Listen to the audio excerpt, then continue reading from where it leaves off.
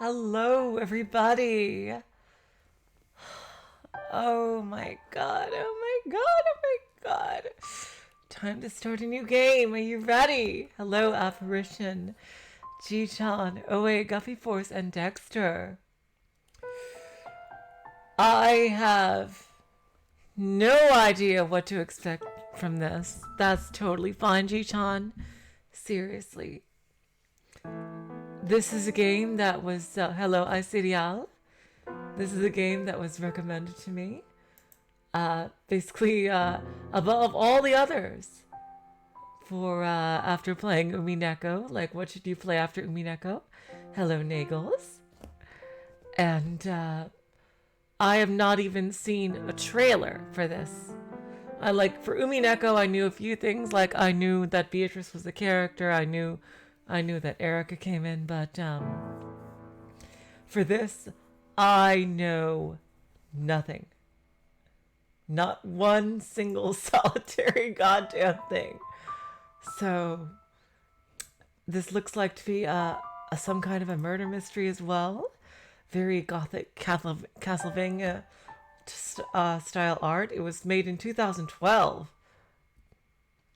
Sure, Jitan, that's totally fine. You can just be a listener for today. That's totally fine. Yep, like 1,000,000,000% blind. So, without further ado, let's get into it.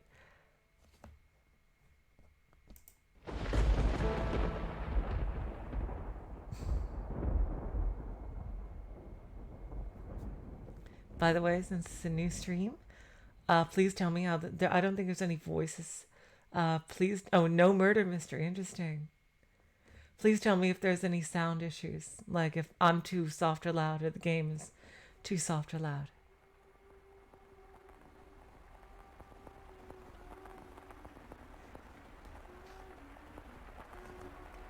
There is a house.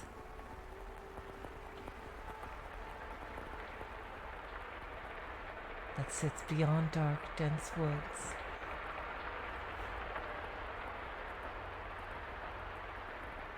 Hello, Olive.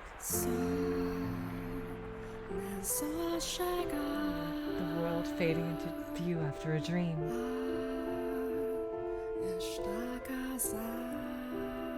That old mansion appears before you. Oh, is this first person? Are we a character in the game? Maybe, without realizing it.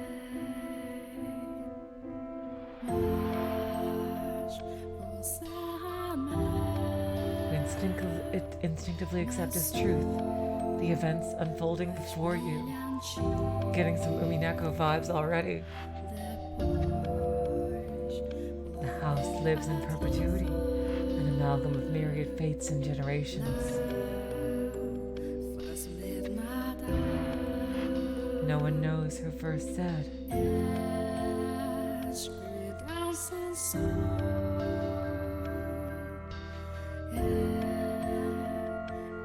That the mansion was cursed. Yep, let me turn the music down a tad. I just turned the music down. Please tell me how this is.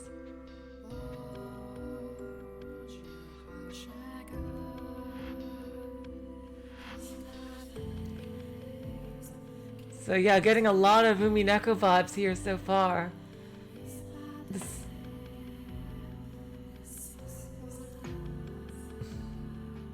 Yeah, I just turned the music down, so yeah.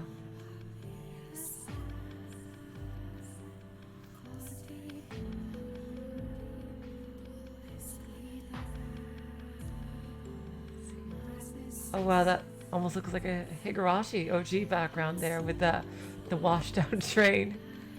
Let's see what we have here. The house in Fata Morgana.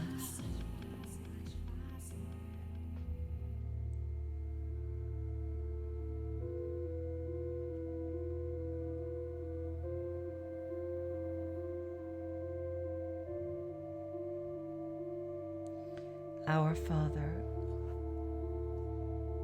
who art in heaven, hallowed be thy name.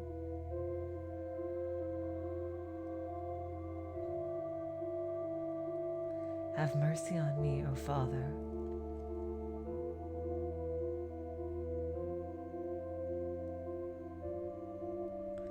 And cast their souls into eternal damnation. Damn. Pretty dark already.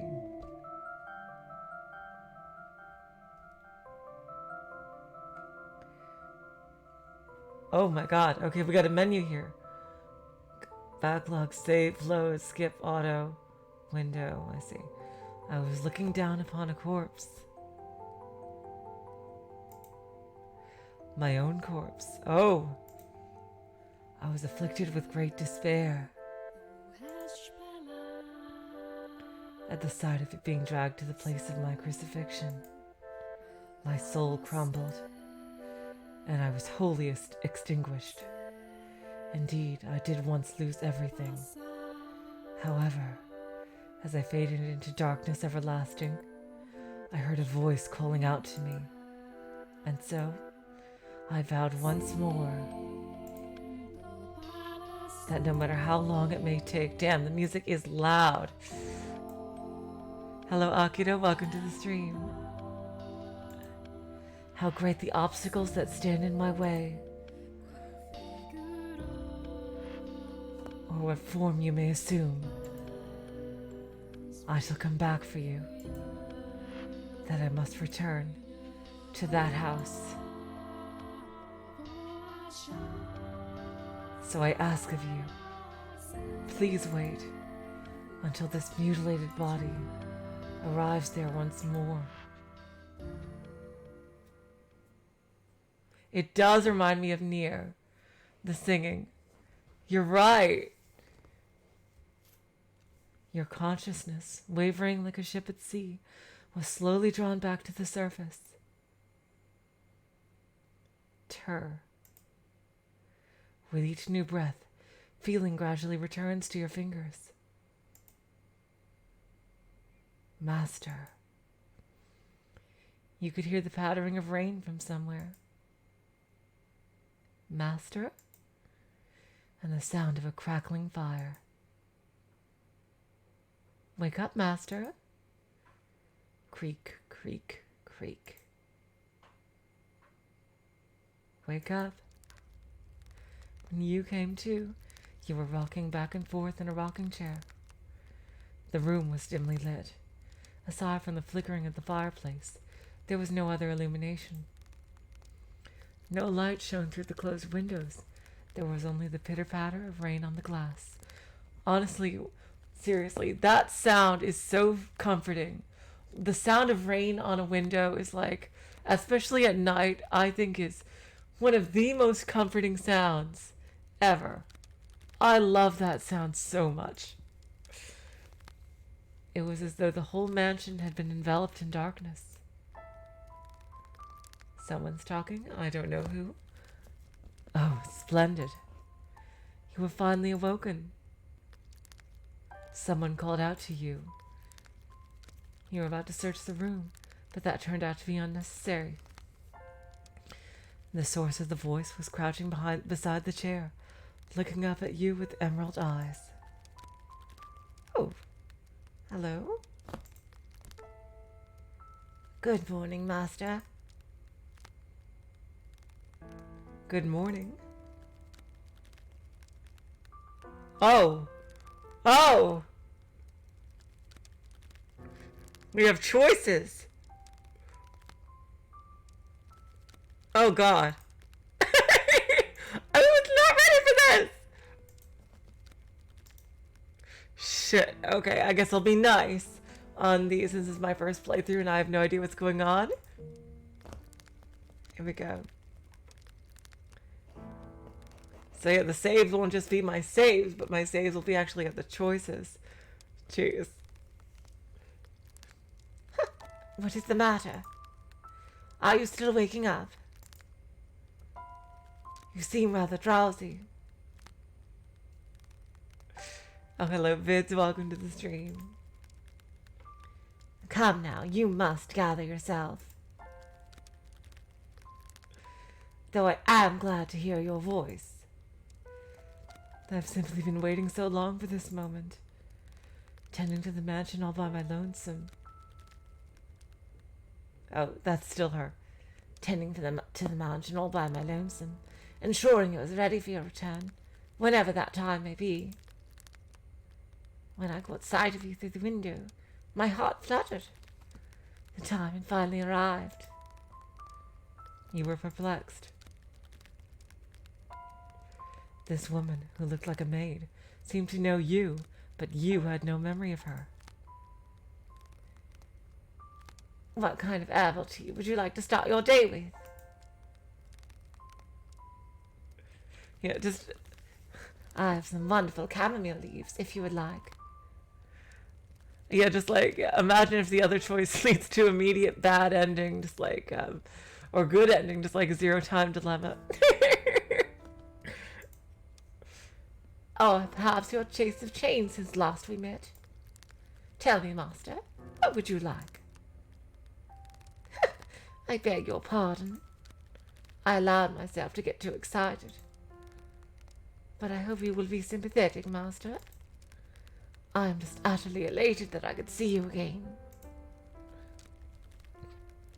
The woman appeared to be genuinely delighted that you had awoken, but she seemed to lack the energy typical of her age. Okay, so she is younger. Or perhaps life was a more appropriate word than energy. But the gloom extended beyond the maid. It seemed to encompass the entire mansion. The plaster walls, illuminated by the fireplace and the rose engravings and the ebony pillars, felt vaguely familiar. But a crushing sense of claustrophobia overpowered that familiarity. It seemed as though the house wasn't interested in accepting you just yet. Oh my, you do not know who I am? Do you not know who you are either? That is quite the predicament. If you cannot remember who you are, then who am I to serve? The woman's face was pale, almost as though a faint chill ran down your spine. Yeah, she is very pale. You are the master of this house, though it would seem you have no memories of such. Quite the dilemma. If you know not who you are, then you are no different than a stranger to me, no? Indeed, you have returned.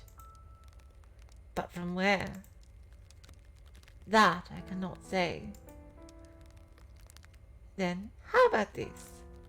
I am a servant of this mansion, and as such, I am familiar with the many incidents that have taken place here. I shall show you the history of this house, master. That will surely allow you to recall who you are. The freshly awakened gears in your head began to turn as you mulled things over. The maid had called you the master of this house, but without a single mirror in the room, you had no way of seeing what you looked like. Unable to decide, you reflexively nodded. Let us be off, then. And fear not. I merely entreat you to not let go of my hand. Should you hold it tightly, you need not worry about being washed away by the waves of history. Seems, yeah, I'm getting a lot of, very meta vibes already. No matter what happens, you mustn't let go of my hand.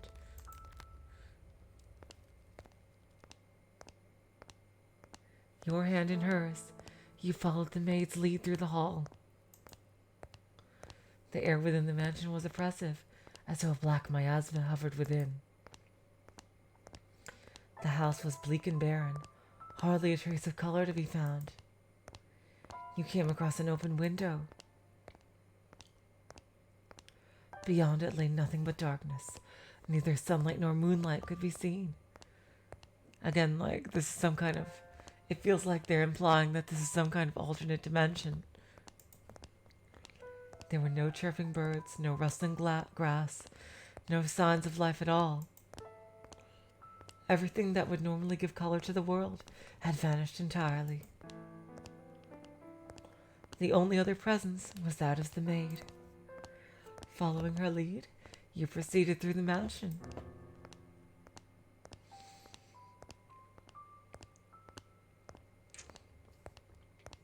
After some time, you arrived at a double door, the glass within shattered.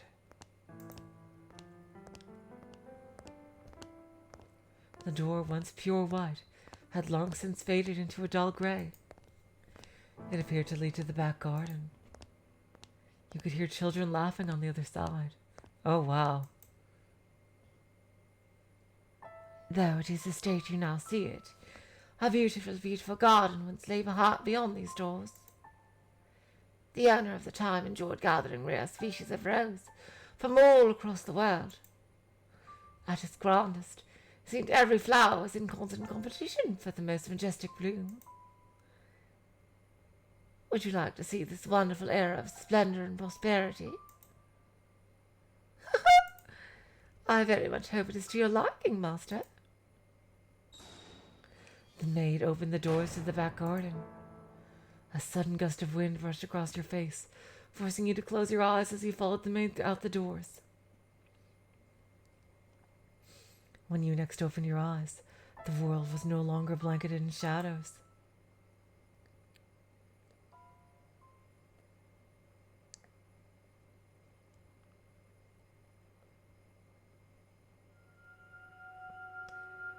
The first door. Yeah, we are going to go...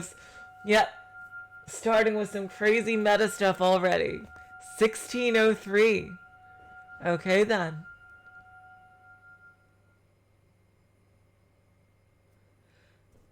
Yep, in-game menu. Yep, I figured that out already. Yep.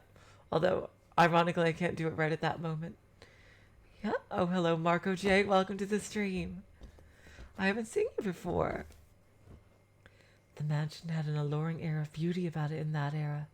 It was almost like something out of a fairy tale. Yeah, that's... So it looks like, judging that that's at 1603, we're going to be going through tons of eras here. Many different sets of characters. This period of history could perhaps be described as a symphony of destruction, as cumbersome principles of old came crashing down.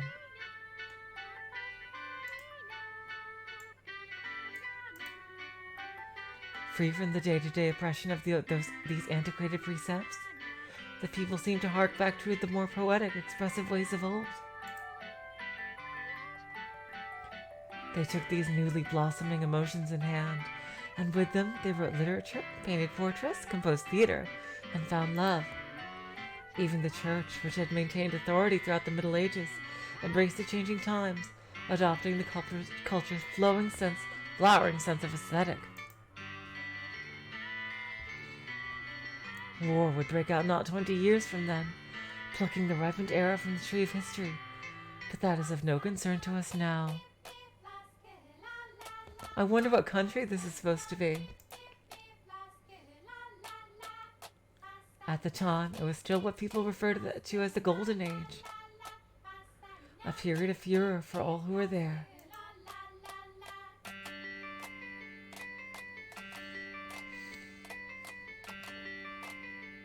Now, let us take a slight detour.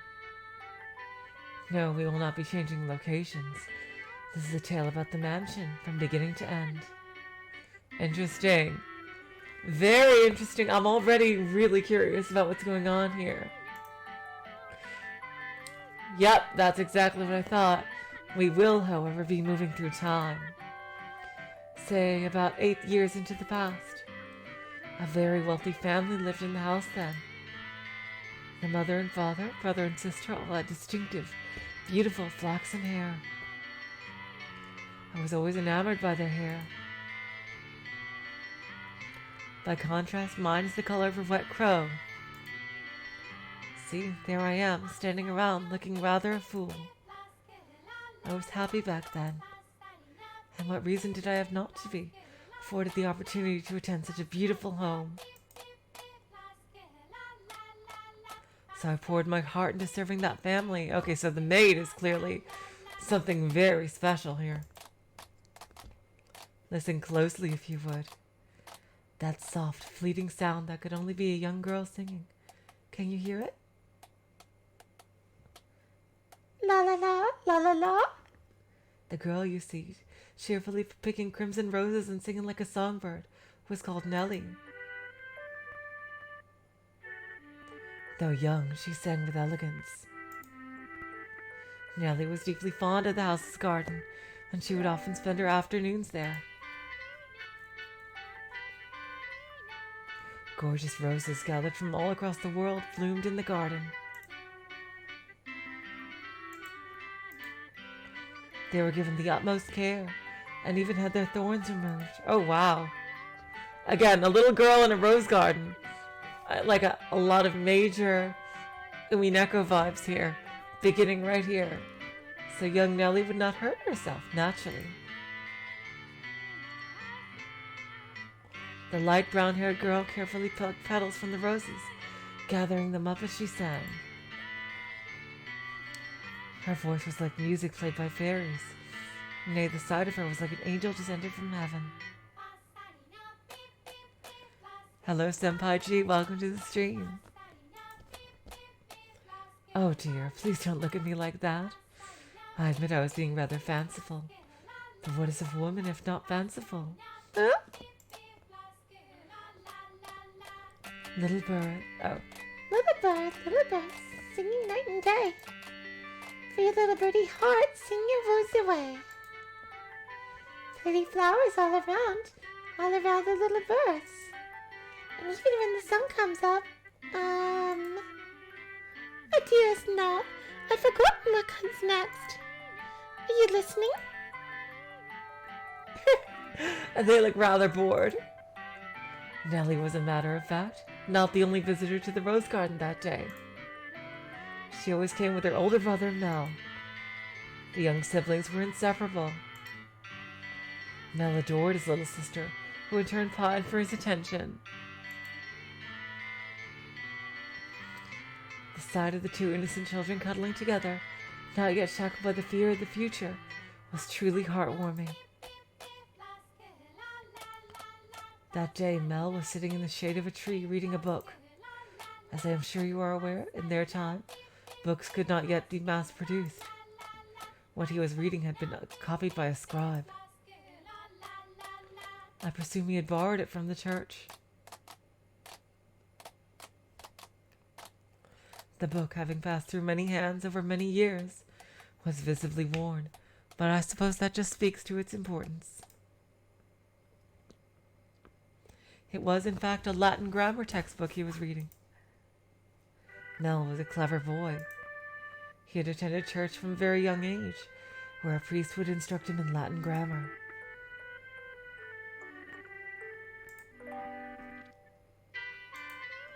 So, at that time, I believe he was capable of reading even advanced text.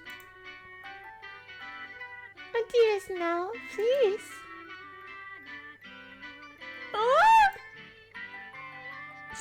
He's like, oh, quit bothering me. The young girl approached her brother, who was consumed by the text. In her hand, she carried a large pile of rose petals. Though his sister's shadow overlapped with the trees, the boy still did not notice. So Nellie puffed her cheeks, thrust out her slender arms, and let the petals fall. Ugh! Look, your head is covered in roses, Mel. Oh, Nellie, you got petals on the book. This isn't mine. I can't afford to let it get dirty. It's your fault, dearest Mel. I tried to get your attention. And besides, flowers won't get a bit dirty. I must raise the white flag. When did my little lady find herself such a sharp wit?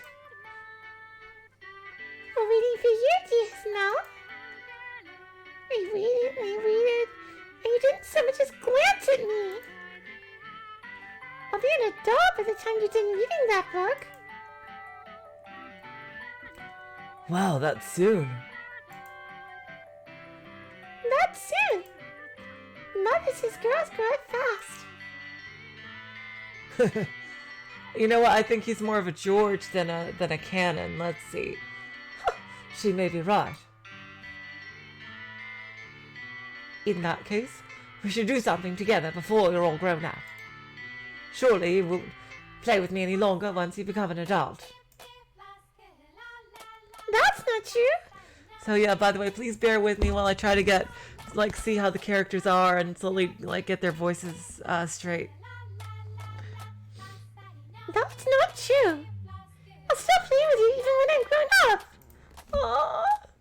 But grown-ups don't play, Nelly. Fine. I'll stay a child forever then. Didn't you just say you were about to grow up? You're so mean now. I'm sorry. Please don't pout, my little lady. How about this? To make it up to you, I'll play whatever you want today. Really? Do you mean it? I want to play make-believe. Make-believe? Make-believe. I will be a princess who can captivate an evil kingdom. And you, dearest Mel, will be my valiant knight. And then you turn into a prince when you rescue me. A knight can become a prince. Impressive. They can. Knights and princes both have to be charming, so of course they can. Which is why it must be you, dearest Mel. No one else can be my prince or my knight. Oh, Nelly, she's way too innocent. Oh, God. While he may have appeared outwardly embarrassed as his rose-colored cheeked sister proclaimed proudly, I'm certain he was smiling on the inside. After a few moments, he meekly knelt, bringing himself to eye level with Nelly and gently stroking her soft hair. All right, then. You're my princess, Nelly. And not just anyone's princess, dearest Nell, but yours alone. So, oh, that's, goddammit. Yeah, there we go. All right. So, oh yeah. I'm not just anyone's princess, dearest Mel, but yours alone. So, don't be anyone else's prince but mine, okay? Hello, April Umi. Welcome to the stream. Nelly. Jeez, my princess is quite the... Jeez, my princess is quite the fawner. Is that bad? Does that make you dislike me? Not at all. I'm proud to have you as my sister, Nelly. You mean more than anything to me than anything in the world, Oh, God damn it. I am gonna... I suck at telling when the characters change. You mean more to me than anything in the world, my dear princess. I love you, dearest Mel. You'll always be my prince forever and ever. Oh, she is way too innocent. Oh, God. Her mood quite improved. Nelly began humming the melody of the song she had forgotten the lyrics to. Holding the skirt of her dress out from her body, the young girl pranced about the rose garden. Mel, his eyes on her back, gave a little shrug. Oh, Nelly, don't come crying to me if you trip running like that. But Mel was not entirely disapproving of his sister's excitement.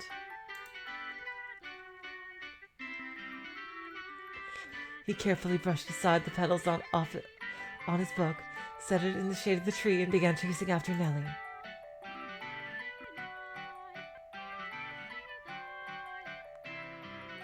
They were picturesque siblings, brimming with hope. And at this time in their lives, there was nothing to jeopardize that hope. Oh, God, which means there will be later. Would it not be wonderful if children could stay children forever, Master? As I see it, though, the pleasant, gentle times in our lives have value because they come to an end. Wouldn't you agree? Time continues to flow, impartial and without exception. And as such, everyone's childhood comes to an end. Be that as it may, does time also flow at the same speed for each individual? Now let us take a trip down the river of time. I would be very much delighted if we could remain at this point in time, but unfortunately we cannot. Please do not let go of my hand, Master. I bet some crazy shit will happen if the Master ever does let go of her hand. Alright, let's see. Forward in time, it was 1608, so where are we going to be now?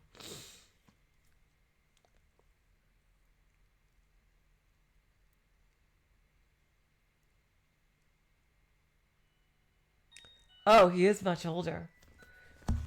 I'll be on my way then. Oh, you usually stay for longer. Yes, I have an errand to run today. Thank you for your time, as always. Damn, this music does get loud. I hope it's not too loud for you guys. Would you like the book back sometime next week? Next week or the week after. Hold on to it as long as you'd like. But surely there are others who want to use it. Not as sharp as you, Mel. Yeah, I think the George voice is good for him. He seems very astute and educated. He's like a scholar. Put yourself in my shoes and you'll understand. I want to give you any advantage you can get. Oh, do you not believe me? No, I believe you, Father. And I mean to do whatever I can not to disappoint you. That's the spirit. If you need anything, don't hesitate to ask. I'm proud to have you as my pupil. Ah, yes, and Mel, do consider what we were talking about. Oh, good. The sound balancing is good. Great. Going to university.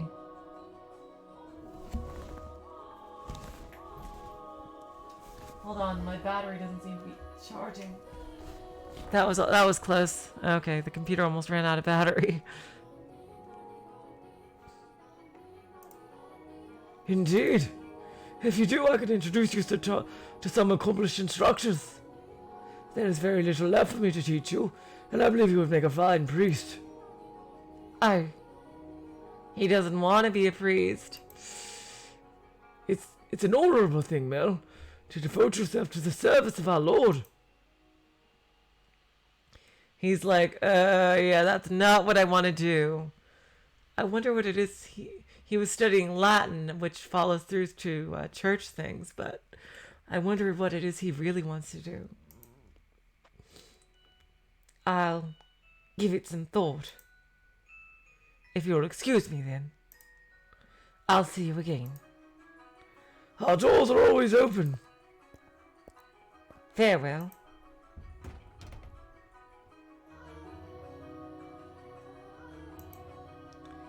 Whether it's in the service of God or the service of church, it is an honorable profession. But theology, yeah, he doesn't want to study theology. That's what it seems like to me, at least, judging by his expressions. I wouldn't mind attending university, but I'm not sure. I'd kind of like to do something different, something more befitting of the times. As for what, though, I'm stumped.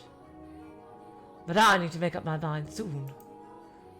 If I drag my feet for too long, even my father is liable to grow impatient. Alright, so he's basically at high school age and wanting to go to university because he's rich in these medieval times here. Nursing me. Young sire, blessed young sire, arms for the poor. Ah, this beggar. If I'm not mistaken, he's been outside the church since last week. Arms. The way he shakes his head, I can get a glimpse of his forehead under his hood. He's completely bald. Buy yourself some bread with this. Oh, thank you very much. May the Lord bless your soul. Thanks. The Lord. I really like Mel so far. He seems like a really interesting character. Oh no. Nellie's going to be cross if I don't hurry home. Curses. And it looks like it's going to rain. Master? Master? Oh, thank goodness. You appear to have a firm grasp on your consciousness. I was afraid you would accidentally let go of my hand. Yeah, I'm gonna give the maid a more youthful, mischievous type voice, kind of like maybe a young Beatrice, I guess. I don't know. She just seems like a very otherworldly character. Now, Master, this is the period of time I truly wish to show you. The boy reading in the rose garden now was a fine young man. Nonetheless, he still bore the same gentle eyes as before, and he would from time to time show remnants of that innocent young boy. He was, in his own mind, still making the transition into adulthood, I suspect. Mel frequently visited the church, on Sundays to participate in Mass, of course, but more often to be tutored by the priest. In addition, he also attended a private school run by an eminent marquis. There was not a school where students had desks and sat in rows. They studied at the marquis's estate. Secondary and higher education was not the same as it is today. Okay, so the current perspective isn't like in modern times, it looks like. From the master's perspective, it's in modern times, it seems. And Mel was considering university. The priest wanted to recruit him into the church, but Mel was having difficulty deciding what he should do. That he had such a choice is envious, is it not?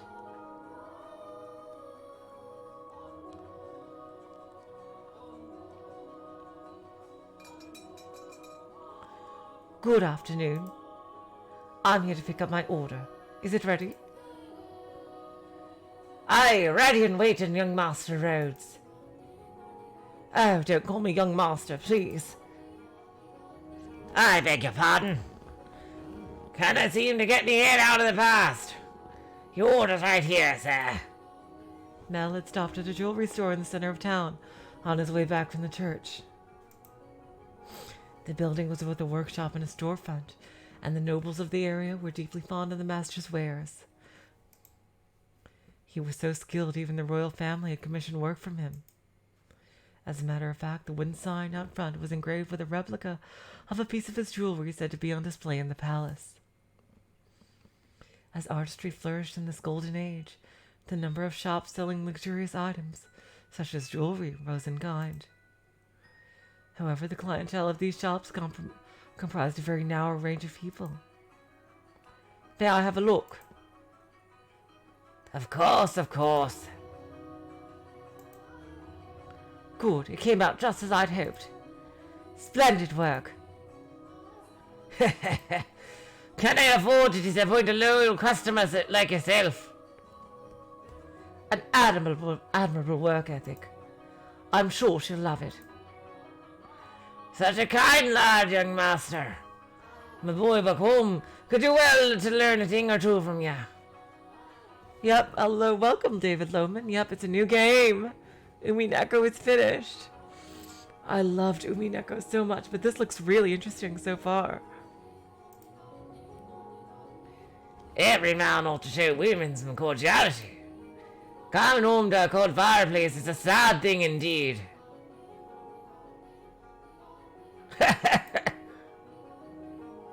Again, please don't call me young master.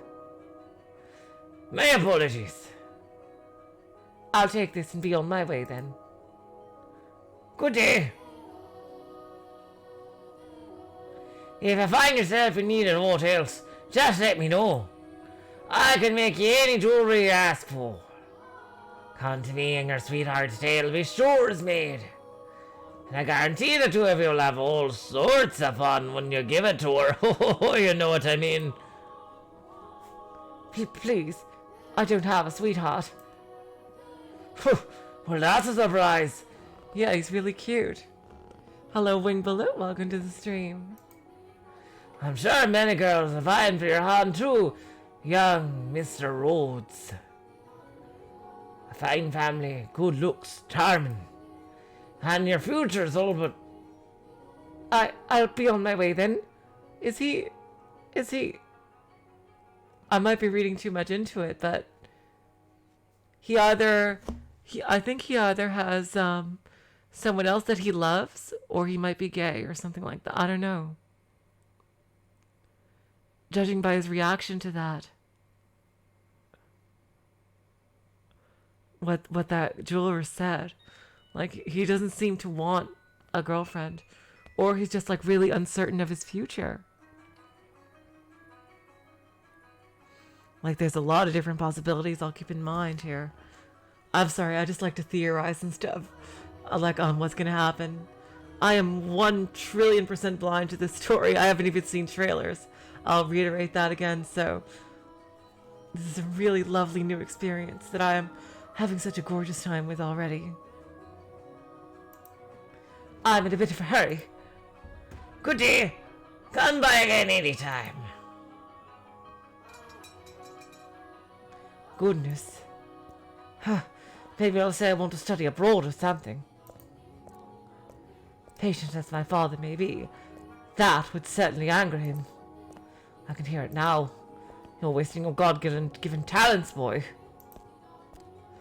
I could pronounce my name and rank, go somewhere far away. Sounds like the kind of plan Nellie would come up with. So Nellie is, I guess, very much still a dreamer.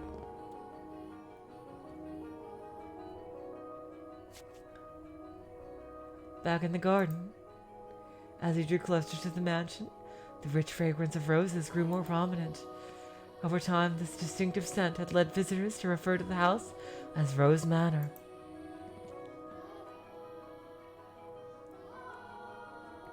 It was also probably a play on the flaxen-haired family's last name, Rhodes, which you heard the owner of the jewelry store say just moments earlier. Huh. I wonder why the maid is putting it this way. Very interesting second-person narration here. The mansion looked quite different than it does now, no? Basically, I think the maid is here to establish an unreliable narrator, so that we know that the story is being told not from the perspective of God, but the perspective of the maid. So it's her narrating rather than just this being omniscient narration. That's just what I'm thinking. Again, I could be reading too much into it. Umineko has taught me to question everything. The mansion looked quite different than it does now, no? No thickets of ivory covering the walls, and no rotten broken doors to be found. It almost sounds like the mansion is abandoned in modern times. I wonder what the Rhodes family would think if they saw the house in its present tragic condition. The sight of their abundantly blooming roses, a veritable symbol of prosperity, long since withered and turned to soil. My apologies. I got a little sentimental there. Let us forget for a moment about our own time. I suppose I stayed out a little too long.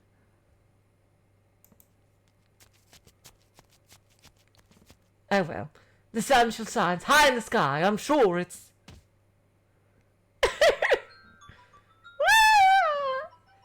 Dearest, now what took you so long? Where have you been?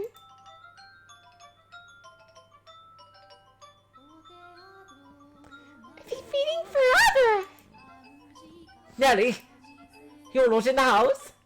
Nope, you were taking so long I decided to wait by the gate. But you didn't even notice me at all. Is that any way to treat a lady? All that sticking got your head stuck up in the clouds. I'm sorry, when the name tag fades away, I instinctively think that they're changing people. So I'm not used to the name tag changing. Name tag fading away and then coming back as the exact same person. And that's kind of tripping me up.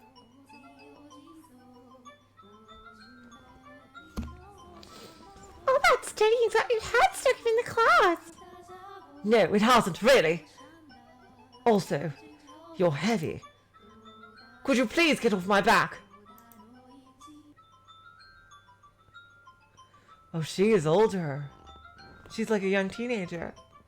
Honey, I've been gradually reducing the amount of sweets I eat, and I love sweets to maintain my figure for a new dress, and you call me heavy?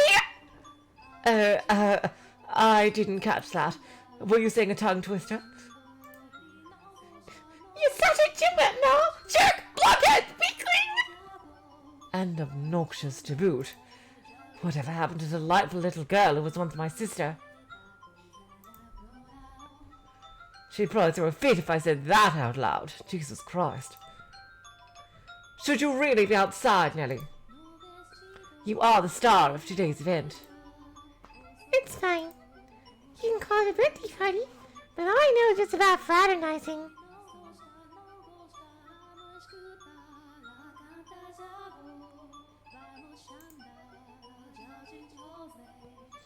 It's obvious what Father's true motives are.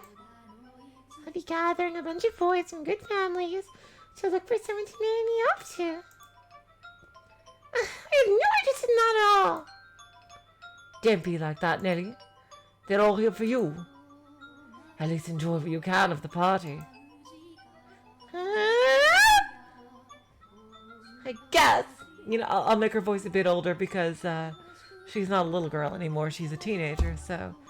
And besides, it's not completely terrible. Look at this, dearest Mel. What do you think? What do I think? About what? About what? No!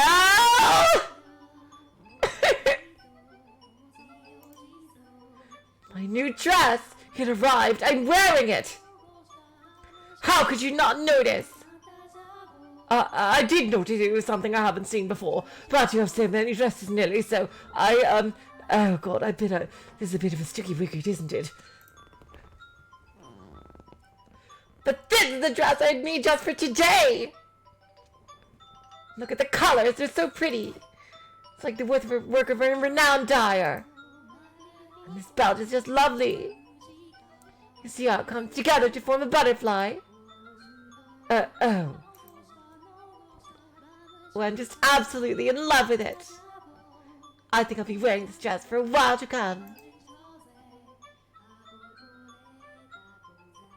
So, tell me, what do you think? Does it look good on me? Yeah, it does. It's pretty. Huh? In some ways, I guess she is. Still a delightful little girl. Oh, dearest Mel, I love you. Whoa! Don't jump on me like that. Oh my, you dropped something.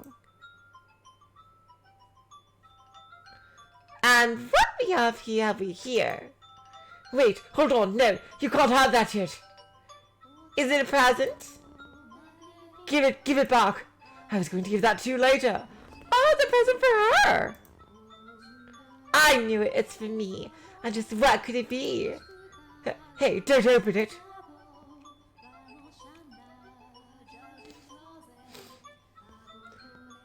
What's the big deal? It's going to be mine soon anyway, isn't it?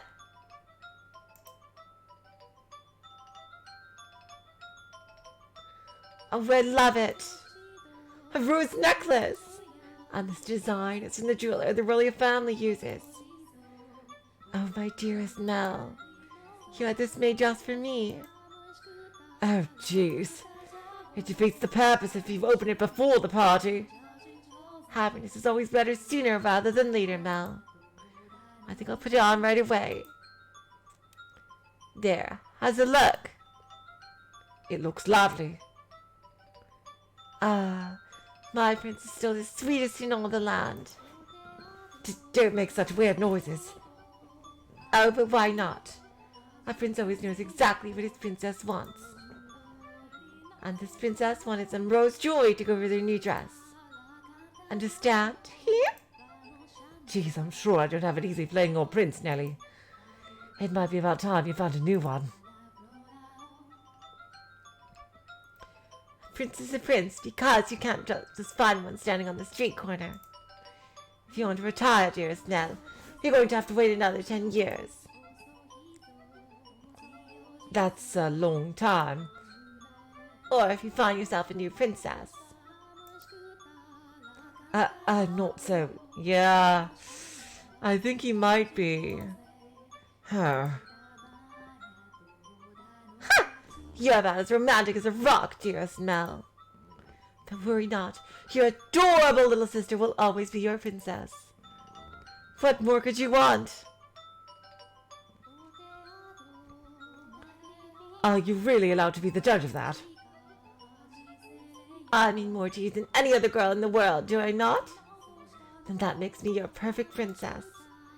Hey! What's with that laugh and it'll all be over soon laugh? You're always telling me I mean more to you than anyone to you.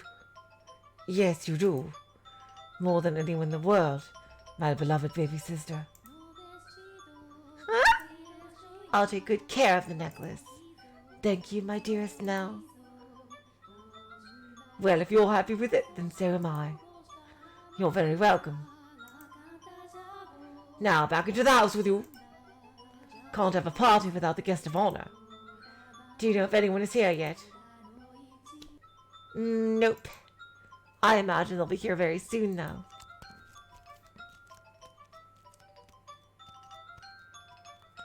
Were you down at the church again today, Mel? Yeah, there was something I didn't know how to translate, so I went to look it up. Whoa, so diligent! I can't say I really like the priest there, personally. Actually, I kind of feel the same way. What? Really? Why? Well, you know, I have my reasons. There's something he's hiding. It's, it could be something like, you know,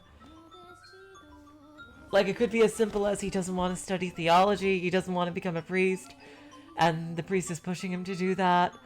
Or it could be, you know, one of the things I mentioned earlier. He does seem like he has a lot on his mind that he's not thinking about right now or saying.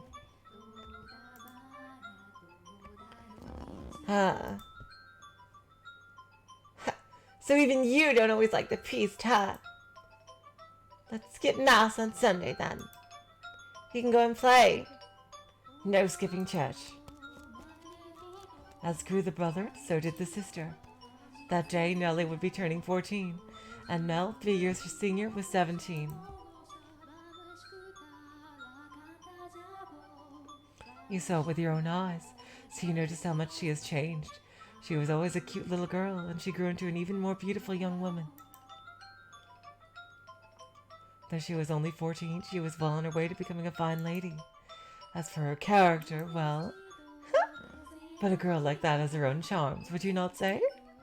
Drifting down the river of time, the two siblings matured into healthy young adults, but the core of their relationship did not change in the slightest. Nellie was very much attached to her brother. As much as Mel complained, he still cared deeply for his sister.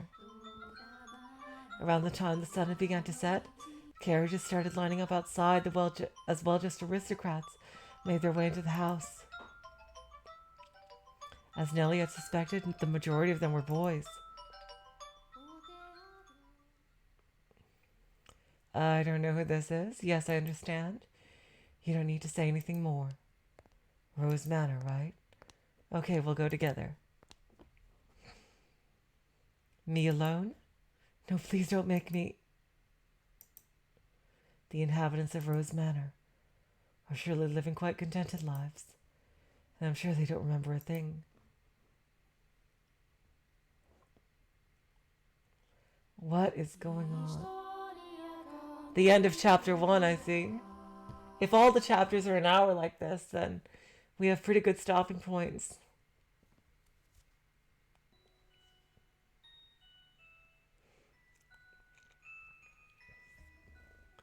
I think, by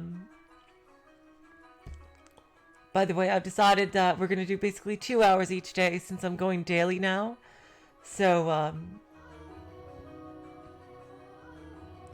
that's gonna be the thing now. We're not gonna go like 3 or 4 hours like we used to with Umineko. It's gonna be basically 2 hours.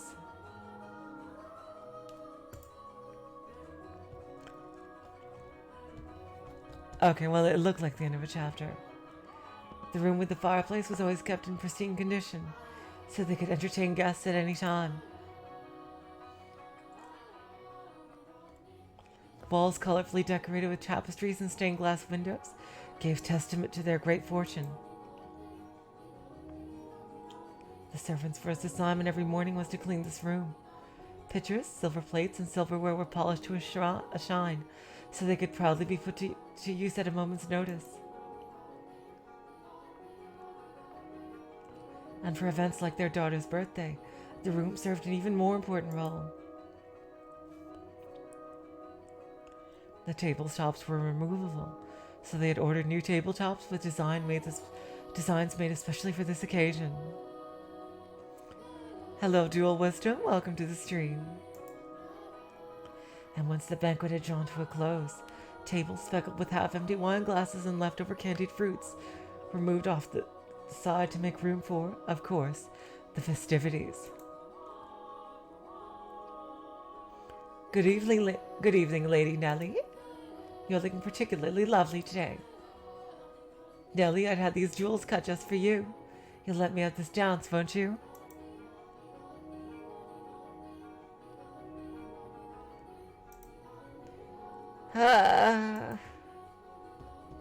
What's the matter, Nellie?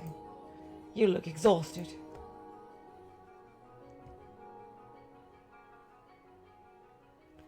Nellie Rhodes. Oh, yeah, the title bar is changing. Yeah, I'm playing this in Windows, yeah. The title bar is changing, I see. It says Nellie Rhodes now. These are pretty good. Want one? I know you like sweets. They're apples candied and milk sugar, I think. You disappoint me, dearest Mel. Huh? What do you think is the matter? They just keep coming. It never ends. It's driving me up the wall. Jeez, you're like freaking Merida in Brave here. Like, you don't want any suitors. But what to expect? Like, she's freaking 14. Way too young for that kind of thing. Although, sadly, they didn't think that way in this time. It's driving me up the wall. Everyone's just repeating the same lines they've been taught. They all think just pretty jewels and requests to dance are enough to make a girl swoon. But I think that is true for you, Nellie. Oh, it's too funny. There, why is she disappointed with me? I think I'm done with birthday parties after this year. They'll probably throw an even bigger one next year. Huh? Why? Well, you know. You're about that age, Nellie. We are a reasonably distinguished family, so there are a number of different houses that would like to have connections with us. So what you're saying is do it for the family. no, that's not. I won't date or marry anyone. I have no interest in being used as a pawn in their interfamily politics. What is it you want to do, Nellie? Pawn? I wouldn't go that far. And I'm sure Father wants to let you choose yourself. You know, someone you actually love. Love? I never thought I would hear you talk about love, dearest Mel. You don't just even understand what makes Shakespeare's play so beautiful. You're talking about love. You fell asleep during Romeo and Juliet, and you're talking about love? Yeah, I do think, yeah. I think that might be what they're insinuating. Unless it seems, especially like, you know, with all this, I really do think that's what they're insinuating here. Oh, so they are in England. Okay. We went all the way out to the Globe Theatre, too. Okay, so this does take place in England. Okay. Well, pardon me for being ignorant when it comes to romance and the arts. But you're not, Nellie. Shakespeare's make-believe story made you cry like a baby. Anyone required that. You'd have to be crazy to sleep through it. That's not what I'm saying. Someone as emotionally vibrant as you, Nellie, would have no problem finding love.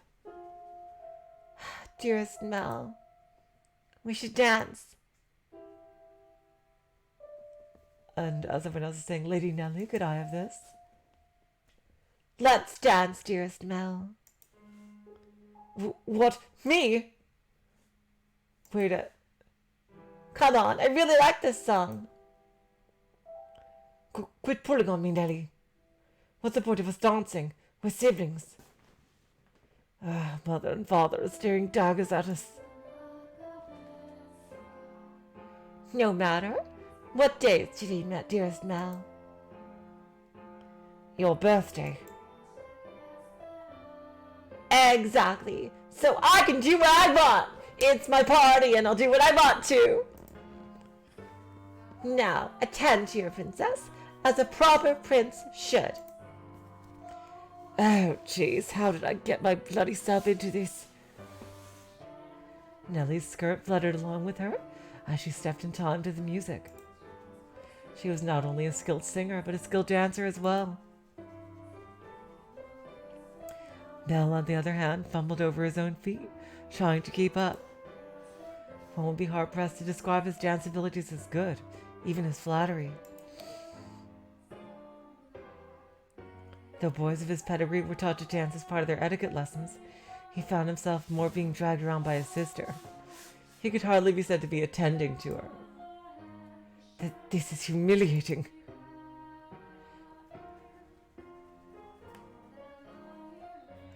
Seriously, April Umi, the atmosphere is incredible. Really. The music, art, and atmosphere just give a total, like, I am completely immersed in this. It totally feels like one of those old-fashioned, like settings, like medieval type settings, like really. But, you know, in high-class areas. Like, it really does, like, I think it's really immersive, especially with the music and everything. I don't know how it is for you guys, but the sound for me feels very three-dimensional. Because his parents had been hands-off in raising him, largely giving him free rein to study and learn what he pleased, Mel looked like a tangled-up marionette. From throughout the hall, you could hear giggling, uncomfortable chuckling, and people coughing to disguise their laughter. Come now, dearest Mel. If this is the best you can manage, what are you going to do when you find a girl that catches your eye? I vote, so it doesn't matter. Yeah, I think they're kind of beating us over the head with it now, unless I am completely off the mark. Yeah, I think Mel might be gay, maybe. I'm just throwing that out there. If he's not, then I'm really sorry. I'm reading too much into it, like... Huh? Follow my lead now. 1, 2, 3. 1, 2, 3.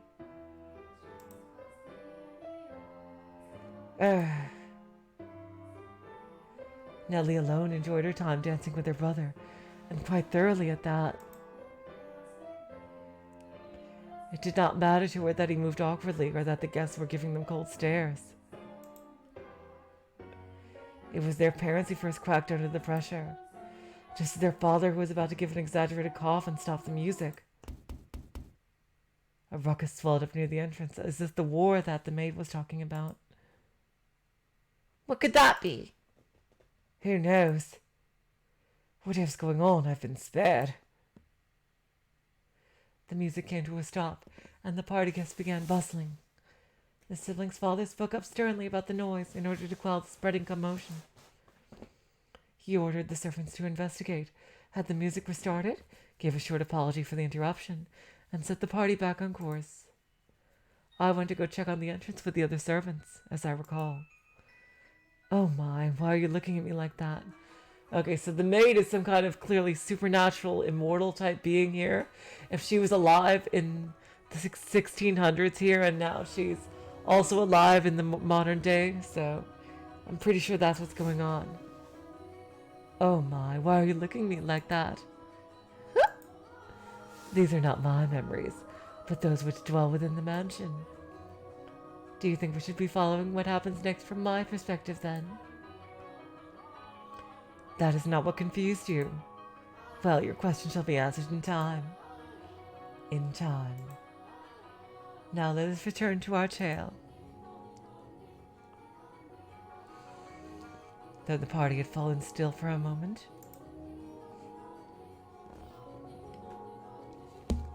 their father's decisive actions restored the guests' festive moods in short order.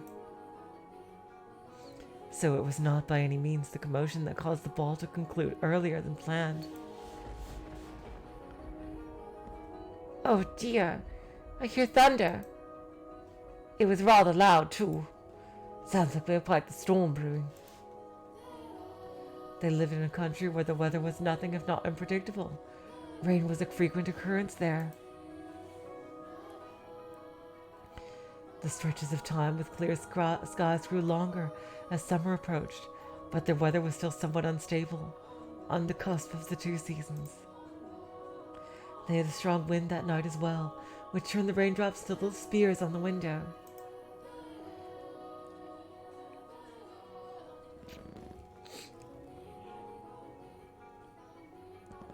Were the party to continue on any longer, no one would be able to go home. Although their father was quite concerned that Nellie had not gotten on with any of the aristocrat boys, he decided to cut the festivities short.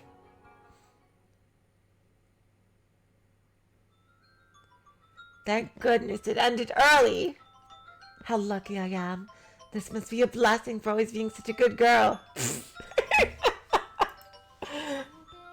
I'm not sure having your own birthday party cut short counts as lucky. But it was no fun. I can't help it if I'm not enjoying myself. And for heaven's sake, Arthur was here. I have no interest in dancing with that dunce. Arthur? Who's that again? Someone who was here. Unbelievable. You don't remember anything, do you, dearest Mel? He came over to play a few times when we were little. Oh god, what did I do? I accidentally... Okay, that's just config. Okay. He's covered in gross freckles and he's a huge jerk. He said my hair looked like the color of fallen leaves. Fallen leaves! Just thinking about that ugly smirk has me fuming. And yet he acts like nothing happened. He even calls me Lady Nellie, for goodness sake. Are you listening, dearest Mel? I'm listening. I wonder what the ruckus earlier was. You weren't listening, were you? Who cares about that? Sorry, but aren't you curious? It probably wasn't another guest, at least. Maybe a cat sneaked in. You think so? I do. But enough about that. Back to me. Would you like to play cards in my room, dearest Nell? Seriously? I'm exhausted, though. It's not even that late. Fine. Something feels kind of off. Yeah, I think that it might be about that whole war thing that the maid mentioned. A cat. Is it by any chance named Berncastle? I want to go check. Come on, hurry up! Hold on. You don't need to drag me, Nelly. My birthday isn't over yet, so you're not done attending to me. Oh, Nelly.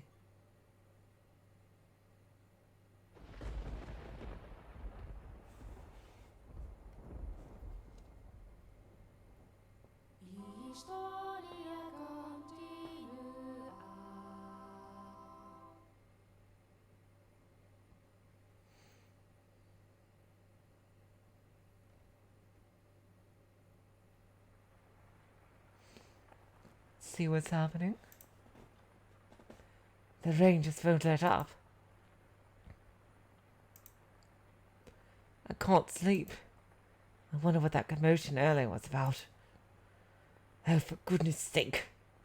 It's all the storm's fault. That's why I can't sleep. Oh, thanks, Wing Bullet. I'm just fretting over nothing. I'm sure Nellie was right. It was just a cat. Maybe a dog. Oh. I can't sleep. I hardly ever have this much trouble falling asleep. What could this feeling be, I wonder? It's not quite foreboding. Walking around the house at this time of night isn't going to help anything. But I'm not going to fall asleep just lying here.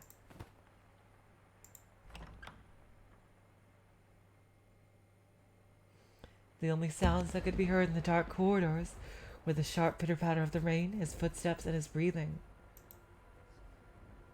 Uh-oh. I have a feeling he's going to bump into maybe like one of those people that was like earlier talking with question marks, like maybe an assassin or something. Though he was intimately familiar with the layout of the house. That night, the hallways felt like an endless labyrinth veiled in shadows. No moonlight shone through the windows, so he naturally found himself moving cautiously, despite being in his own residence. Yeah, being a kid, even your own house at night is scary. Like, even as an adult, sometimes it is. Keeping the palm of his hand pressed up against the chilly wall, he put one foot in front of the other. But where was he supposed to head? Mel, of course, had no way of answering that question himself. If he had anything, it was guidance from above. The path to his destination lit by flashes of lightning. Or perhaps there was something else leading him along. Though he progressed with a fair bit of hesitation in his step, Mel was slowly but surely drawing nearer to one room in particular. He made his way through the seemingly endless halls. Past the living room, its fireplace long since cooled. Into another corridor. And then stopped outside an Abigail's bedchamber. An Abigail? What's an Abigail? I thought Abigail was a name. The dim glow of a lamp spilled through the cracks in the door. A gust of wind is not necessary to make a flame flicker. A person's movements or vibration in the air from someone speaking, that slightest of motions can cause the light of a fire to quiver. Shifting subtly, as though nudged by an invisible fingertip. I can see light from inside. She's still awake. Voice. He seemed to be hesitating. It would not be difficult for him to approach the door and peer inside. And Abigail is a lady's maid. Thank you, Guppy Force. Okay, I was wondering what that meant. Thank you. But he had reservations about peeping in on another's chambers, even if it was his own house. Moreover, this room was assigned to a woman. There was a woman behind that door. What would you do, Master, in this situation?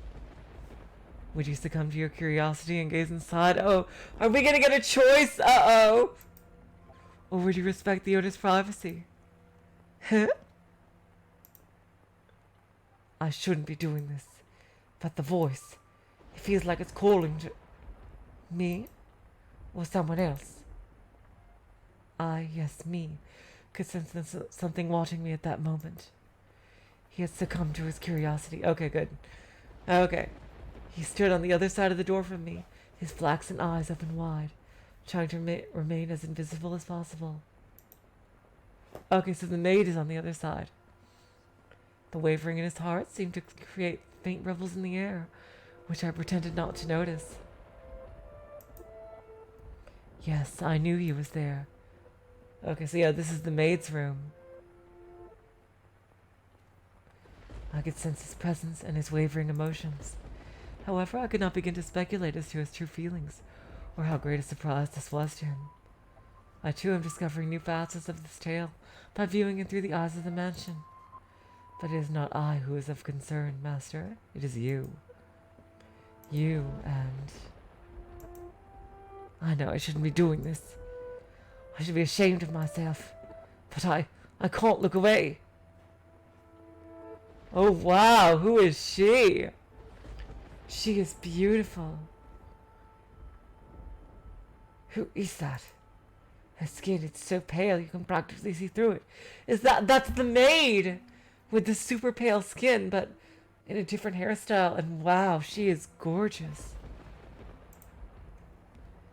Is it that white because she was out in the cold rain? I don't think rain would turn someone's hair white. Her hair was white as snow, and her eyes, they're like, how do I describe it? My vocabulary truly lacks in situations like this. They look like blood. Is she a vampire? No, that's just disturbing. Then wine, perhaps. No more translucent than that. Oh, that's not the maid. Gemstones, then? Yes, gemstones. Her eyes are like rubies. I've never seen anyone like her before. This chapter is called The Shadow in the Night. By the way, that's what the window is telling me. I've never seen anyone like her before. What could they be talking about? Mel's eyes were fixed on this peculiar young woman. She had glass-like skin, eyes that glimmered in the flickering candlelight, and snow-white hair that flowed like luxurious silk. But her lips were bluish-purple, her soft, delicate skin sullied with grime, her twinkling eyes pointed down at the floor, and her hair a disheveled mess. She was even at a glance clearly not a lady of means.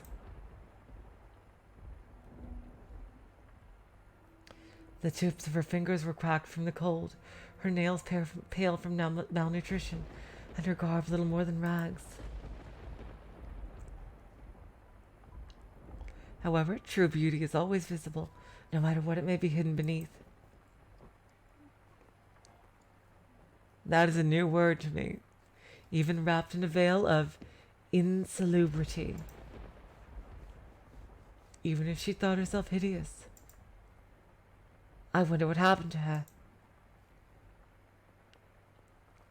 Mel could no longer avert his gaze from the girl's visage.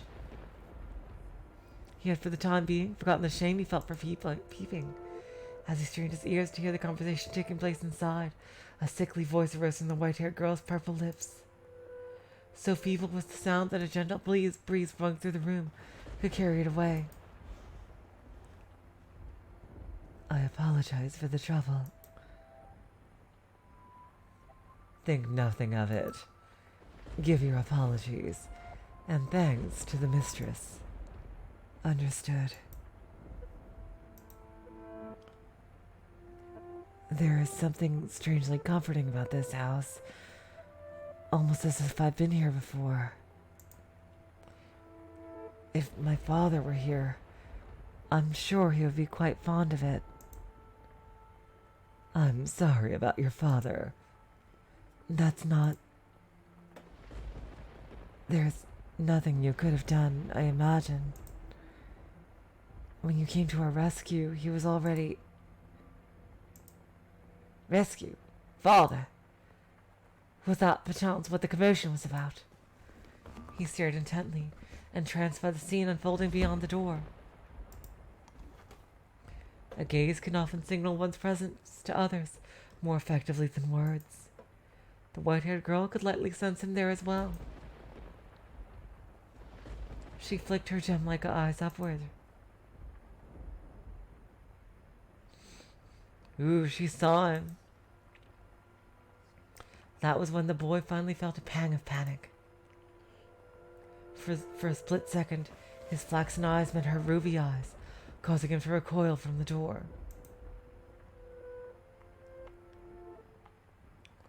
His heart was pounding like the rain from outside. Careful not to make a sound, he took 1-2 steps away. Did she catch me? I'm not sure. It was only for a moment. She can't have seen me. That boy did not have the courage to peek in on the room a second time, so he cautiously returned to his bedchamber as quietly as he could manage.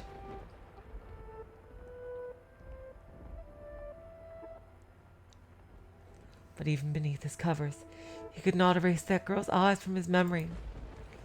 Her melancholic red irises, her voice delicate as a glass sculpture, her pale, almost lifeless skin, her pure white hair.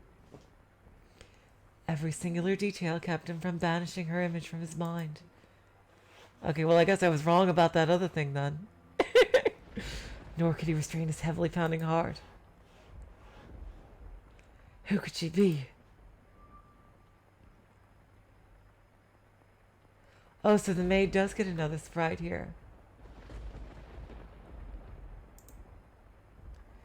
Is something the matter? No, I just thought I felt someone was watching us. It's only your imagination, I'm sure. If not your imagination, then perhaps some unseen force was watching you. Unseen force? Are you familiar with how people refer to this mansion? Rose Manor. Yes, indeed. It is called Rose Manor because you can smell the sweet fragrance of the rose garden even at a great distance. But that is not what I meant. It is said that a witch... Are you serious? Oh my god! A witch resides within this house. Oh my god! We are going full Umineko! Oh my god! Wow. Okay. Holy shit! Oh my god! A witch? I've not heard any such stories. You probably wouldn't have. It was a very, very long time ago. Nothing you need concern yourself with. You have a peculiar presence about you.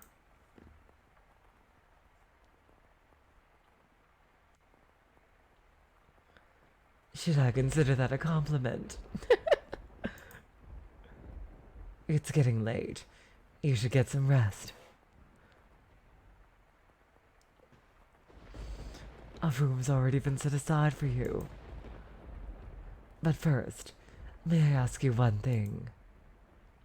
Yes. I do not believe you have given me your name yet. My name is... Of course they cut it off there. L. Huh, wonder what... Oh, there's someone else talking. Someone's calling out to Mel. Yep. Yep. Oof. Wake up! I'm gonna guess this is Nellie. Yep. Get up, Mel! Whoa. Huh, it's morning. You disappoint me, dearest Mel. It's been very much long since morning. I didn't see you at breakfast, so I came to find out what was the matter. I've barely been asleep that long. And father is too lenient on you, dearest Mel. Oversleeping is hardly proper behavior for a firstborn son. I know. But before that...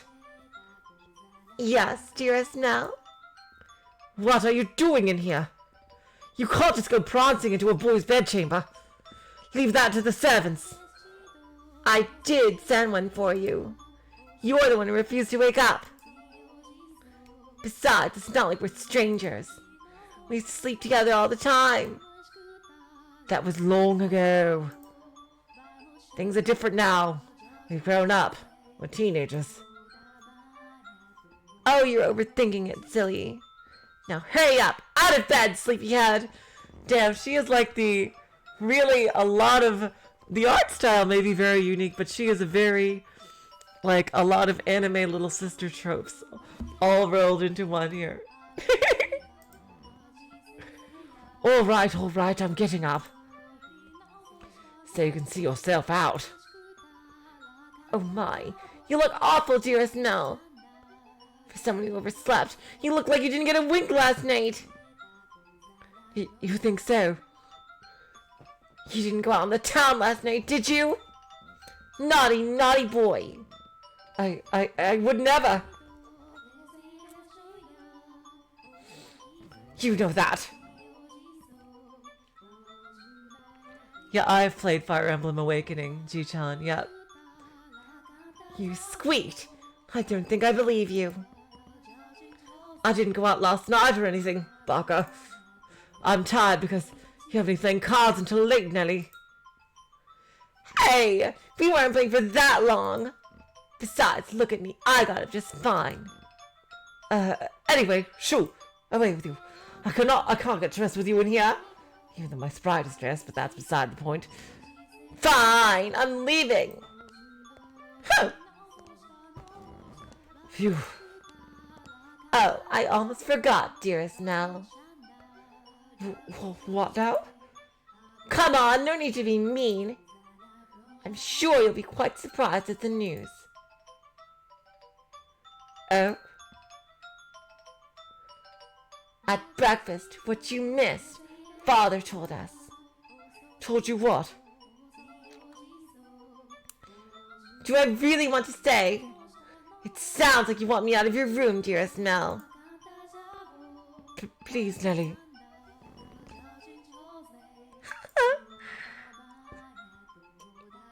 We got a new maid today from a house we have ties to, supposedly. Alright, good night, Ji-chan. I'll probably be done in like a half hour. Good night, get some sleep.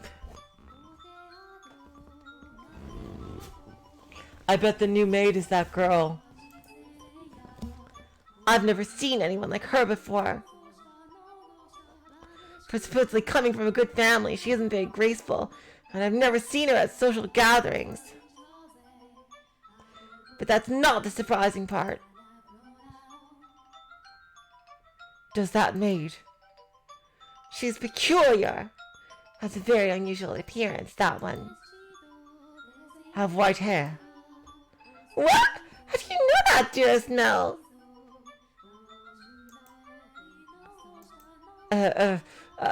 Brother's intuition. There, that's it. Thanks, Nelly. Goodbye. I have to get dressed. Hello, T. Welcome to the stream. Hey! Get back here! Oh, for goodness sake, what's gotten into him?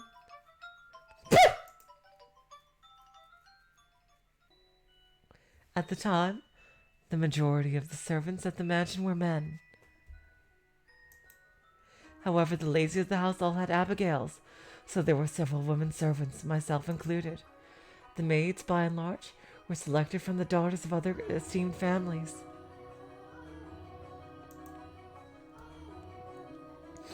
It was, you could say, a sort of training before they entered society. The girls would serve at houses even more powerful than their own. And the white-haired girl Mel saw the night before was one such maid. When he heard this, Mel could not sit still any longer. Okay, well, throw that theory I had out in the beginning out the window. Oh, I didn't really think this through, did I? I don't even know where she is. I'm guessing she's probably Mother's maid. White hair. It has to be the girl from last night. But deep down, he was having difficulty believing the young woman he had seen the previous night was truly here to be a servant. And can you blame him? When he saw her, she was an absolute mess. Hardly what you would envision from a girl of class. But he did not see her to find out whether that was true. He merely wanted to see her once more, to ascertain what he had witnessed the previous night was real or his imagination. And he wanted to have an actual conversation with her.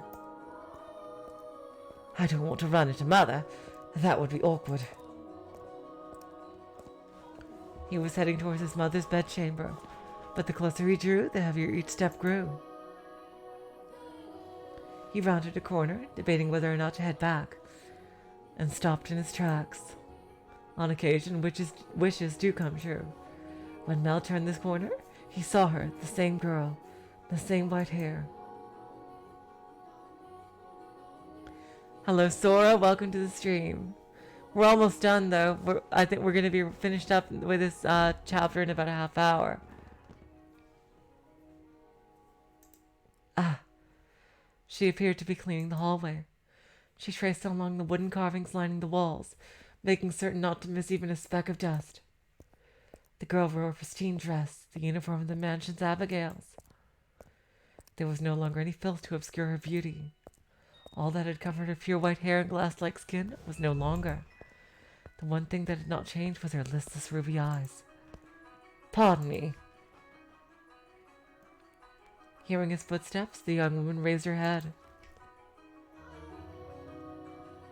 She caught Mel's gaze and for a brief moment merely blinked at him in silence. Lord Mel, yes. Your father informed me of you. Did he? I guess I didn't need to introduce myself then. A guy like this falling in love with a maid. I bet. Interesting. And there's a witch in the mansion, supposedly. Damn, I am getting... Damn, okay, you guys weren't kidding when you said there were similarities to Umineko. Holy shit. Okay, jeez. I believe she made an attempt to smile, though it was difficult to tell, and she quickly dropped her gaze back to the floor. Flax and Ruby met only for the briefest moment. She seemed to be looking at both someone and no one at all. Everyone here truly has the most beautiful color of hair. Did you have business with the mistress, Lord Mel? I can let her know if you would like. No, I was looking for you. For me? Mel felt as though there was all the blood in his body had begun to flow backwards. He could not effectively describe the sensation, but in a word it resembled panic. Okay, damn, okay, I was completely off the mark before. On his way to find her, Mel had come up with a number of subjects he wanted to talk about, and in generally had little trouble speaking with the others. He'd had less experience interacting with women, and this was true, but the time he spent around Nellie had kept him from stumbling too much. Until then. Yes, for you. Why would you be looking for me, Lord Mel? I was wondering how you were doing. Pardon? I'm quite fine. Good. That's great to hear. You fool, Mel. What are you even saying? God damn it! You have a more important thing to ask, like where she came from. What kind of flowers does she like, and what kind of jewelry is her favorite, and a bunch of other things, and does she like literature, and bother. Or to tell her she has pretty hair and eyes. And I don't want to trouble her too much. Lord Mel? Yes. Sorry, you just suddenly fell silent. Was I, in your way? In my way? No, not at all. Heaven forbid. What are you up to? I'm cleaning. Well, yeah, I didn't even to ask. Stupid Mel. For the love of God. Ah, you're cleaning. Of course. Damn it.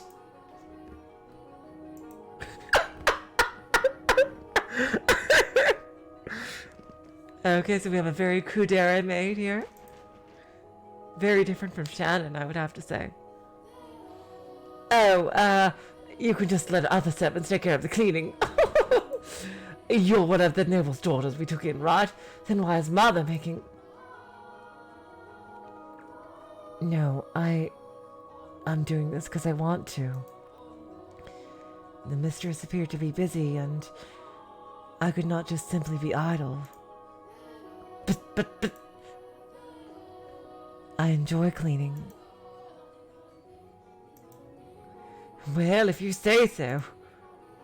Say, yesterday.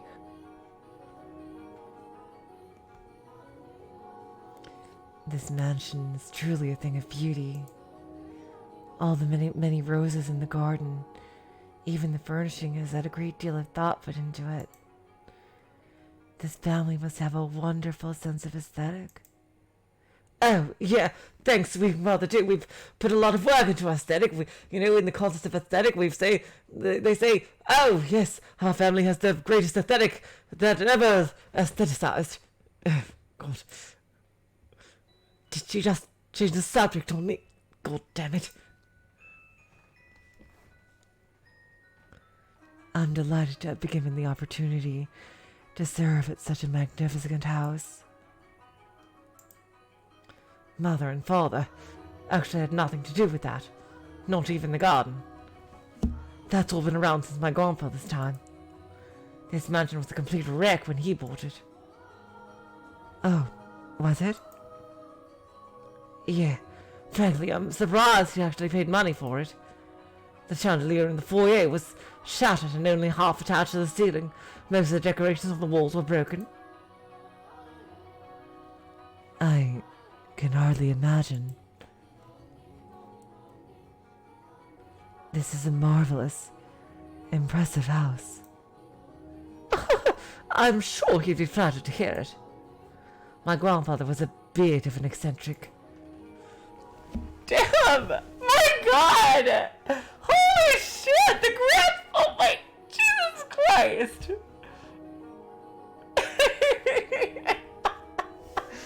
My God! Holy shit! This is like a mirror of Umineko.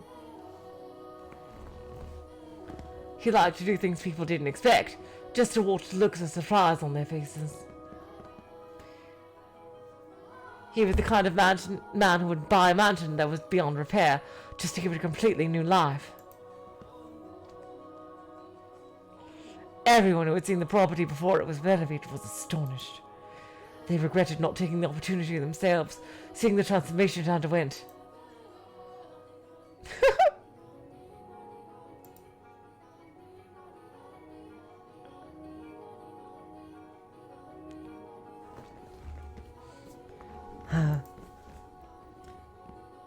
I was just thinking that you're kind of like this house. What do you mean by that? I mean, when you first arrived. Never mind, forget it.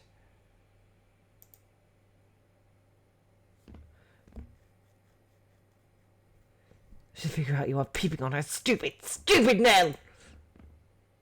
She hasn't yet, has she? Oh God, oh God!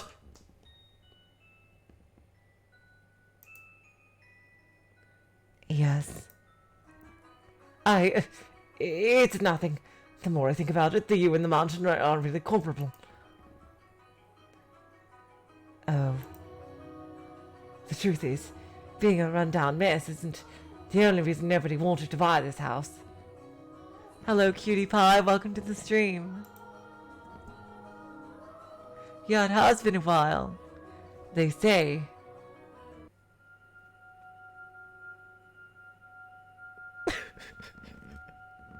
Really? That all who dwell within this house shall be met with misfortune. Do you believe it? I'm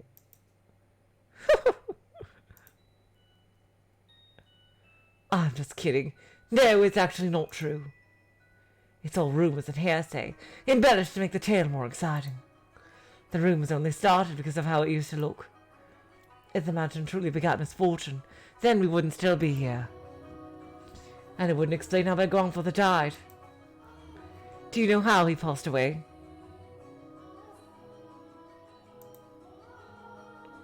No. How did he? What? No! Inside a lovely lady. Excuse me. What did you just say?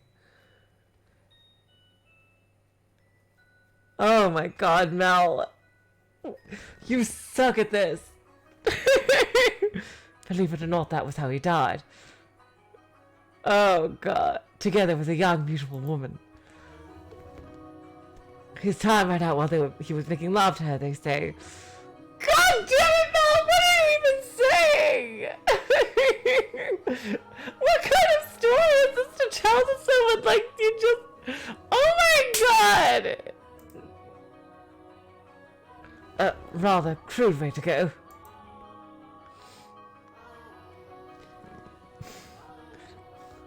But he was hardly misfortunate. What I tell you? Yes. Just so you know, I promise I didn't inherit my grandfather's propensity for such base behavior.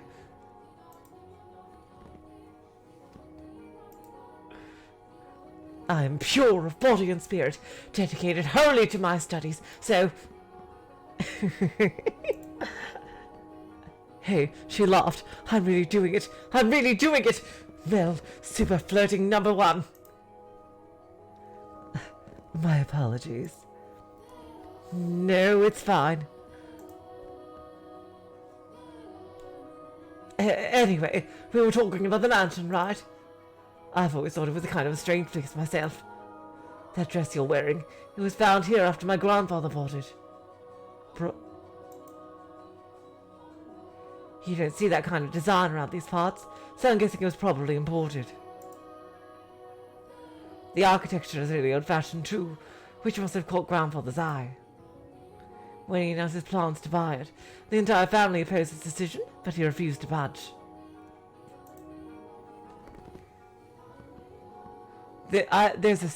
Since we're jumping around time, I wonder if we might see a story from the grandfather's perspective.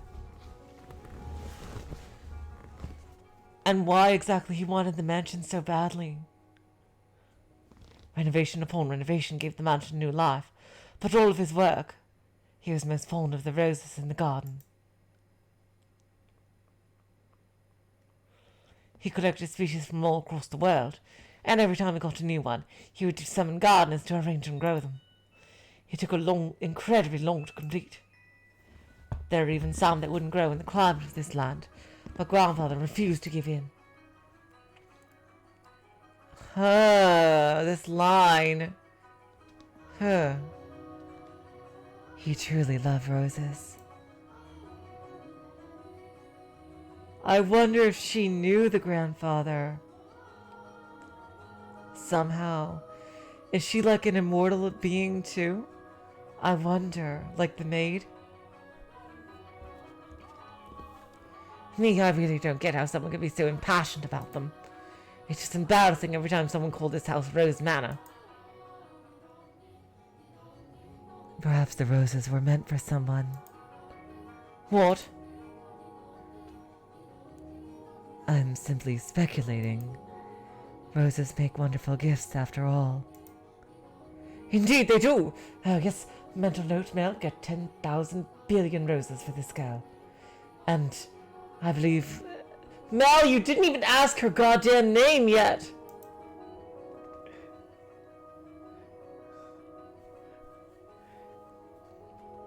If you like roses as much as Nellie, then you're welcome to go see them for yourself.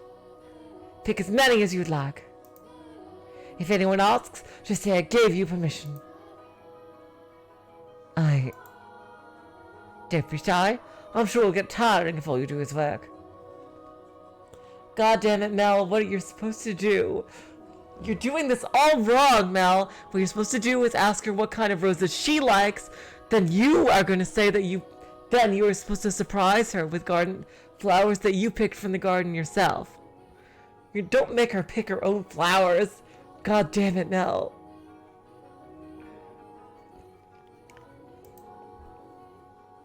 No, Oh, is she like a vampire or something? Or maybe she's just albino. Sensitive to sunlight. Oh, that's unusual. Perhaps that explains why you're so pale. I had no idea. That sounds rough. And your skin is so pretty, too. You don't seem terribly surprised. Well, no, I'm very much surprised. Or would you have preferred a more dramatic response?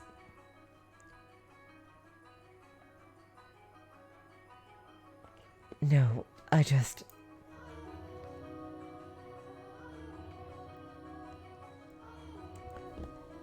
expected you to find it disturbing. I'm sensitive to sunlight and can hardly spend any time outside. That makes me sound like some kind of demonic creature.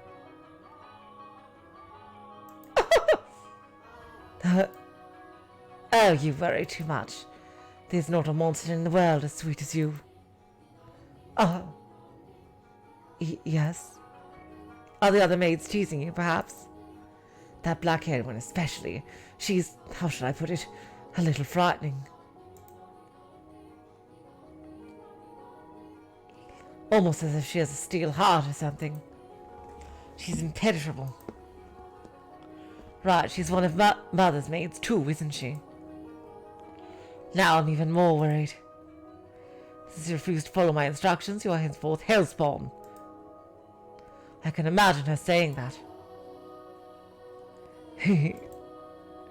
Oh, and again, yes, I'm doing great. I'm very sorry. No need to apologize. In fact, I wish you'd laugh more.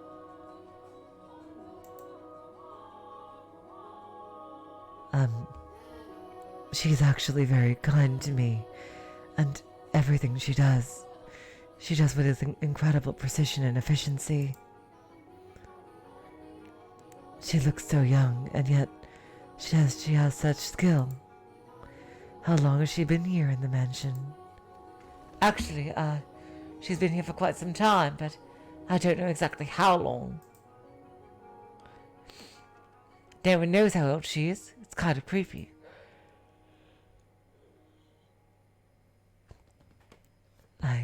I've never once considered her such. Sorry. You're right, it's bad manners to speak ill of others. Either way, she still scares me. It's like there's no light in her eyes, or like her smiles are all faked. That doesn't make her any less pretty, though.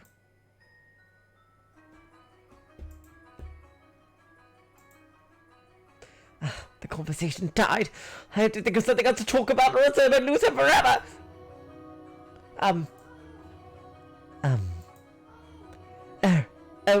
Yes, you can ask me anything.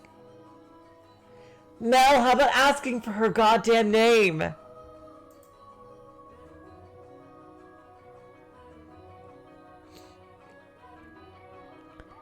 Does the master, your father, Lord Mel, often retire from the mansion? I have not seen him around. Oh, yeah. Father frequently returns home. The mansion is actually our secondary house. Why do you ask, though? I was just curious. Nothing more.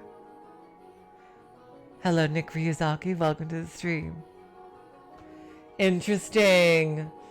I wonder if she knows something. I wonder. She seems like she knows a lot more than she's letting on about this house and this whole history of the family. Oh?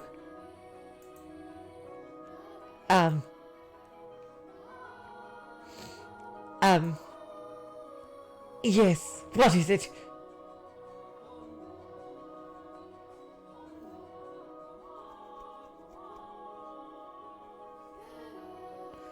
One of the maids asked to see me, so I should be on my way, if you'll excuse me. Whoa. All right. See you later, then. Goodbye. All right, one moment. Since you're sensitive to the sun, I can pick some roses from time to time for you. There you go, Mel! For you to decorate your room, of course. No other reason. Lord Mel, That's all. Sorry for holding you up. Why am I so bad at this? Because you never talked to a woman besides your sister in your entire life. Maybe that's why. Jesus Christ. She definitely thinks I'm obnoxious. I know I shouldn't have told that story about my grandfather having sex. God damn it! I want to hide under a rock. I want to reverse time and try this over again. Oh God, where is my friggin' time power when I need it?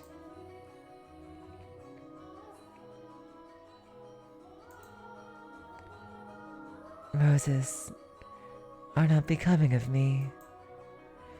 He is too kind. Okay, so if a break is coming up, let's see. Yep. I think this is a really good place. It's a break, and given the time, I think this is a really good place to stop for today. Oh yeah, that's right. Right clicking doesn't do that. I have to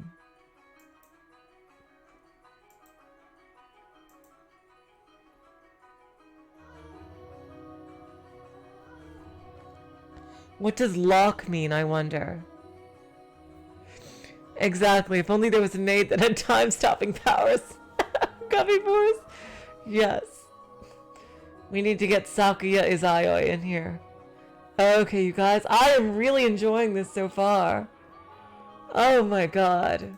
I am really enjoying this, actually. And the vocal the vocal songs are in Portuguese, and very interesting. Lock prevents you from accidentally overriding. I see. Okay.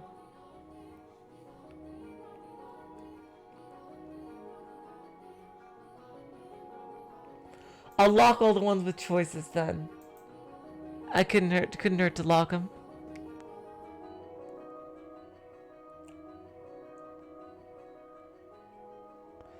Yep, so, by the way, tomorrow, if you're interested, I will be doing Higurashi console arcs. And in 2 days, I will be continuing this. And I can't wait to do either, so I am really excited, you guys. Thank you so much for joining me today. Seriously. This is already shaping up to be really great. I just can't wait to continue it. So, until next time, whether you're here for Higurashi tomorrow, or more Fata Morgana in 2 days, I will see you then. So long, farewell, auf Wiedersehen, good night. You are all the sweetest of hearts. See ya. Cheers.